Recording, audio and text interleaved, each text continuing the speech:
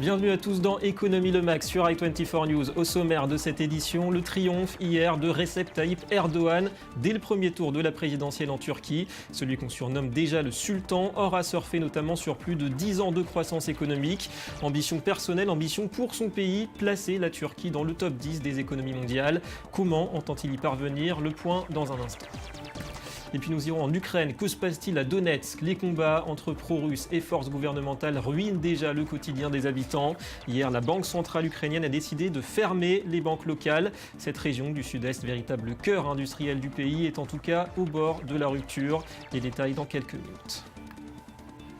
Voilà pour les titres et merci d'être avec nous. D'abord un point rapide sur l'actualité économique du jour et on part en Asie du Sud-Est où les ministres des Affaires étrangères de l'ASEAN se réunissaient dans la capitale birmane. L'ASEAN, 10 pays membres et des puissances en devenir comme le Vietnam, l'Indonésie, la Malaisie ou les Philippines. 550 millions d'habitants au total. Alors outre les tensions, les disputes territoriales autour de la mer de Chine, eh bien, la coopération économique était au cœur des entretiens. Énergie, éducation, alimentation étaient présents également des représentants chinois, japonais, américains, mais aussi russes et australiens. Et tous sont convaincus du potentiel de cette région et de l'importance de préparer dès aujourd'hui les ponts pour une meilleure coopération économique. Il est notable que le tourisme entre nos pays est florissant. Et je tiens à rappeler que nous avons des liens étroits entre nos peuples, en particulier dans le domaine de l'éducation. Et je suis ravie que le nouveau plan de développement socio-économique Colombo a été chaleureusement accueilli par nos amis de l'ASEAN. L'échange bilatéral ne consistera pas seulement à construire des amitiés et des réseaux. Il générera une meilleure compréhension entre l'Australie et les nations de l'ASEAN pour les générations à venir. Voilà, sachez que les pays de l'ASEAN veulent renforcer leur partenariat avec la Chine avec un objectif de 500 milliards de dollars de volume d'échange d'ici l'an prochain et 1000 milliards d'ici 2020. Et la Chine, justement, on en parle avec ce qui s'apparente à une opération de grand nettoyage du côté des constructeurs automobiles étrangers. Après BMW, Audi ou Mercedes le mois dernier, ce sont les Japonais qui font les frais des enquêtes des autorités chinoises de la concurrence. Toyota, Honda et Nissan sont eux aussi soupçonnés d'entente sur les prix. Les deux premiers cités ont déjà annoncé qu'ils baisseraient du coup les prix de leurs pièces détachées. Le marché automobile chinois, le plus important au monde, est dominé, on le rappelle, par les grandes marques étrangères. Alors il faut savoir que d'autres secteurs sont visés par ces enquêtes en Chine, comme le lait en poudre ou l'électronique. D'ailleurs, le fabricant américain Qualcomm pourrait ainsi écoper d'une amende d'1 milliard de dollars. En bref, ce chiffre, 1,2 milliard de dollars, c'est le montant que le fonds d'investissement américain Blackstone s'apprête à investir dans des actifs du géant pétrolier Shell. Il correspond à la participation du groupe Shell dans le gisement gazier de Haynesville, situé entre la Louisiane et le Texas.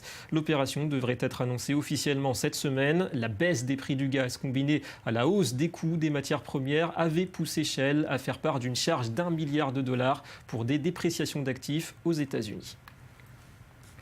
Sachez aussi que Baudouin Pro, le président de BNP Paribas, envisage de quitter son poste dans les prochains mois suite à l'amende record, on le rappelle, de la Banque française aux États-Unis, un peu moins de 9 milliards de dollars, c'était fin juin. Une information du JDD, Baudouin Pro était le directeur général du groupe entre 2003 et 2011, époque durant laquelle BNP Paribas a violé les embargos américains en vigueur contre l'Iran, Cuba et le Soudan. En Israël, cette fois c'est fait, le très haut débit mobile débarque dans le pays. Le ministère des Communications a donné son feu vert aux opérateurs télécoms pour le déploiement et la fourniture de la 4G. Alors la mise en place se fera bien sûr progressivement dans les villes. Les opérateurs devront pour leur part proposer à leurs clients la 4G sans frais supplémentaires. D'ici la fin de l'année, un appel d'offres aura lieu pour la mise à disposition de nouvelles fréquences. On rappelle que la 4G offre un débit théorique supérieur à 100 mégas par seconde. Et puis c'est ce lundi que s'ouvre à New York un procès contre la banque jordanienne Arab Bank. Elle est soupçonnée d'avoir effectué des transferts de fonds au profit d'œuvres dites caritatives, contrôlées par le Hamas. Un procès initié par environ 300 rescapés d'attentats perpétrés entre 2001 et 2004 par le Hamas. Arab Bank aurait sciemment acheminé de l'argent en provenance de donateurs saoudiens jusqu'aux familles des kamikazes. La banque jordanienne, l'une des plus importantes au Moyen-Orient, nie en bloc ces accusations. Il est donc plus que jamais l'homme fort de la Turquie. Recep Tayyip Erdogan entend marquer l'histoire de son pays. Malgré les récents scandales de corruption dans son entourage, le Premier ministre n'aura eu besoin que d'un seul tour de scrutin hier pour accéder à la présidence. Son ambition personnelle se confond avec celle qu'il nourrit pour la Turquie, à savoir l'imposer comme une puissance économique incontournable. Avant d'en parler avec Lionel Friedfeld, on regarde ce sujet de Johanna Citruc. Il a rassemblé 52% des voix dès le premier tour des élections. Recep Tayyip Erdogan passe donc du poste de Premier ministre à celui de président de la Turquie. Le premier président turc élu au suffrage universel. Mes frères, je vous parle du fond du cœur. Commençons une nouvelle période de réconciliation sociale aujourd'hui et laissons les vieux débats de la vieille Turquie. Laissons les tensions, les affrontements culturels et les problèmes virtuels dans cette vieille Turquie. Mais selon la plupart des analystes, cette victoire était prévisible. Car malgré les nombreuses critiques sur l'islamisation de la société et le scandale de corruption qu'il a éclaboussé, Recep Tayyip Erdogan est le seul candidat à avoir mis en place un vrai programme économique. Tout le monde sait que les électeurs turcs votent en fonction de leur portefeuille. Le vote économique est la clé de la politique turque, tout le monde le sait. Mais l'opposition semble presque ignorer le volet économique. Un programme économique ambitieux qui comprend entre autres l'extension des infrastructures, la diminution de la dépendance aux importations et la spécialisation dans des productions à haute valeur ajoutée. Son objectif, faire de la Turquie une des plus grandes puissances mondiales. Un but a priori réalisable, même si le mérite revient à la Banque centrale qui a su relever ses taux d'intérêt pour éviter à la fois une sortie massive de devises et la chute de la monnaie. C'est pendant que Recep Tayyip Erdogan était Premier ministre que l'économie turque s'est relevée. Entre janvier et mars 2014, la croissance a atteint 4,3%. La dette publique, elle, est passée de plus de 40% du PIB en 2010 à moins de 36% en 2013. Et en 12 ans, le revenu moyen a été multiplié par 3. Une situation favorable dont il n'est pas toujours l'auteur, mais actuellement le bénéficiaire. En tout cas, c'est plutôt bien parti. 4% de croissance en 2013, malgré quelques frayeurs l'an dernier au moment, on se rappelle, des violentes manifestations. Et à l'époque, les investisseurs commençaient à fuir le pays jusqu'à l'intervention, comme on l'a vu, de la Banque centrale. Alors une question aujourd'hui, la Turquie d'Erdogan a-t-elle vraiment les moyens de ses ambitions? Et nous accueillons pour le savoir notre analyste financier. Bonjour Lionel Friedfeld. Bonjour David. Bienvenue à vous. Alors on l'a vu, la Turquie a plutôt bien résisté à la crise. En témoigne d'ailleurs une croissance assez soutenue. Est-ce que la Turquie, d'après vous, est partie pour s'installer durablement dans les grandes puissances? Alors sans doute, elle est aujourd'hui déjà à la 17e position en termes de puissance de grande nation, avec un PNB de près de 820 milliards de dollars. Elle se situe dans ce groupe proche, elle devance l'Iran, l'Arabie Saoudite, l'Australie, l'Espagne. Donc véritablement, il y a beaucoup de possibilités pour la Turquie, surtout qu'elle a une économie vraiment diversifiée, avec 10% d'agriculture, notamment 30% de services et 60% d'industrie. La Turquie, notamment, on peut prendre des exemples, dans tout ce qui est agriculture, elle est notamment leader dans tout ce qui est la production de pastèques, de cerises, notamment d'épices, le Kutaş Group, qui est le plus grand groupe mondial, notamment spécialisé dans le paprika en Turquie, tout ce qui est d'un point de vue industriel. Exactement, mais également dans les produits industriels. Aujourd'hui, les marques Beko, Vestel produisent la majorité, ce qu'on appelle en marque blanche, des produits d'électroménager et d'IFI pour l'Europe, mais également d'un point de vue industriel, pour le fer, l'acier. Ils sont quasiment numéro 4 mondial dans la construction de bateaux derrière la Chine, le Japon. Donc aujourd'hui, c'est une industrie, l'industrie est vraiment développée en Turquie. Donc des fondamentaux qui sont sains, qui sont assez équilibrés, et avec des grands groupes d'ailleurs. Alors on sait que la Turquie entend justement profiter aussi de sa position géographique à cheval entre l'Europe et l'Asie pour asseoir et pérenniser son développement. On aura remarqué d'ailleurs que Erdogan met l'accent ces jours-ci sur les infrastructures, des ponts, des aéroports, des ports aussi, des voies ferrées. Est-ce que vous pensez qu'on entre un petit peu dans une phase de grands travaux maintenant?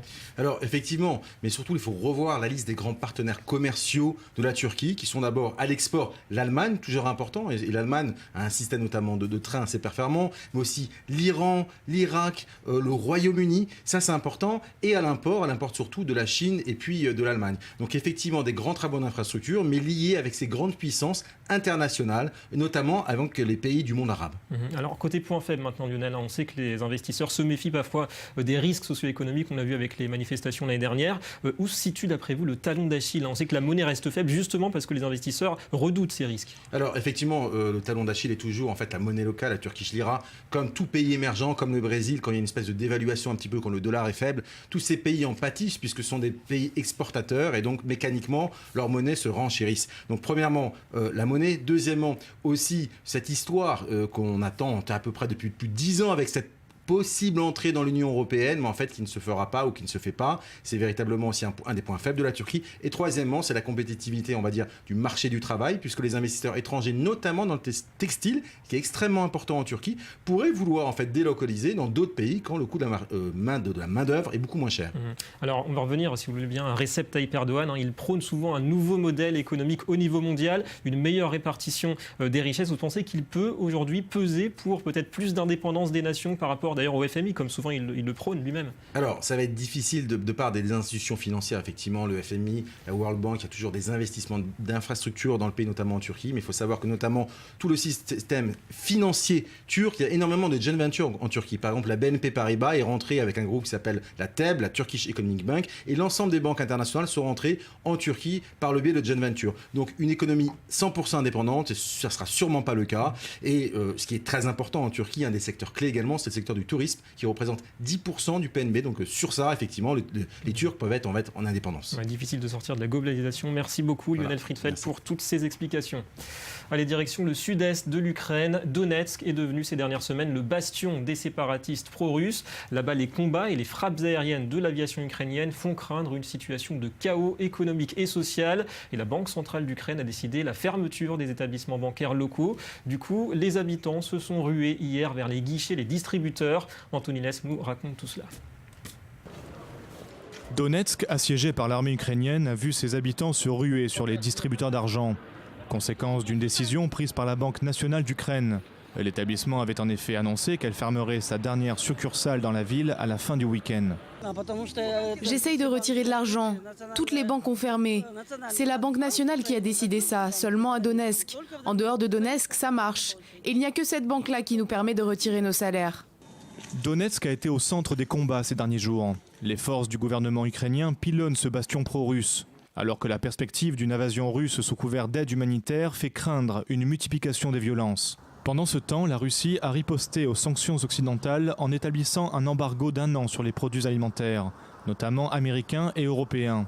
Jusqu'à présent, la Russie a importé 35% de sa nourriture, dont 10% des exportations de produits alimentaires de l'Union européenne, ce qui représente un peu plus de 16 milliards de dollars. Le vin français va me manquer, le fromage aussi.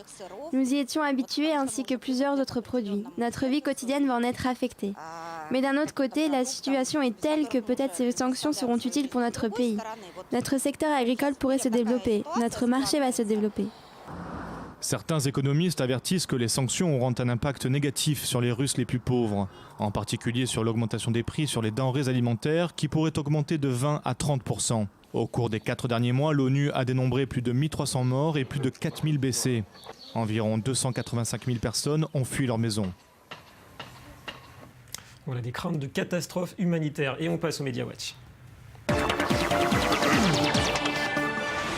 La revue de presse avec du nouveau du côté des librairies en ligne. Amazon peut trembler, Google va s'allier avec Barnes & Noble. Bonjour Johanna Citruc. Bonjour David. Alors en quoi consiste ce partenariat? Alors oui, en fin de semaine dernière, le géant du web Google et la chaîne de librairie américaine Barnes & Noble ont annoncé une alliance donc dont l'objectif est, comme vous l'avez dit, de concurrencer Amazon. Depuis 2013, Google possède déjà un service de livraison à domicile qui s'appelle Google Shopping Express, un service pour l'instant limité à quelques villes et qui ne concerne que quelques distributeurs, une vingtaine, comme par exemple Walgreens, les pharmacies en ligne, Staples qui offre des fournitures de bureaux et l'Occitane, la marque de produits de cosmétiques. Mais avec cette nouvelle alliance, ce service pourrait prendre de l'ampleur dans les semaines ou dans les mois à venir, puisque les internautes de Manhattan, donc à New York, de Los Angeles, mais aussi de San Francisco, peuvent maintenant l'utiliser pour commander des livres. Et la particularité, c'est qu'ils sont livrés chez eux en moins de 24 heures. Et ce partenariat arrive au au bon moment pour Barnes & Noble puisque l'entreprise connaît actuellement quelques difficultés. La chaîne de librairie a dû fermer 63 magasins en 5 ans, principalement à cause de la concurrence Internet, donc à cause d'Amazon. Et d'ailleurs, cette alliance pourrait profiter aussi finalement à l'éditeur Hachette qui est lui aussi en guerre contre Amazon. Oui, depuis quelques semaines, un bras de fer s'est engagé entre Amazon et la filiale américaine de l'éditeur Hachette. Amazon accuse Hachette d'entente, c'est-à-dire de fixer des prix trop bas pour ses livres numériques, alors que Hachette accuse Amazon de tout mettre en œuvre pour le faire plier, donc avec des allongements de délais de livraison, des disparitions de précommandes ou encore avec la suppression des réductions accordées sur certains produits. Et dernier rebondissement, ce week-end, plus de 900 auteurs, parmi lesquels le célèbre Stephen King ou Paul Auster, ont publié une lettre ouverte dans les pages du New York Times. Et dans cette lettre, ils dénoncent la tactique de négociation d'Amazon pour forcer Hachette à réduire ses marges sur les livres, sur les prix des livres numériques. Donc le combat n'est pas vraiment près de se terminer. Voilà, un feuilleton à suivre. Merci Johanna et à demain. À demain. Voilà, fin de cette édition. Merci à vous d'avoir été avec nous. Économie Le Mag revient demain sur i24 News avec notamment un reportage exclusif sur la zone franche entre Israël et la Jordanie. Restez avec nous, l'information continue.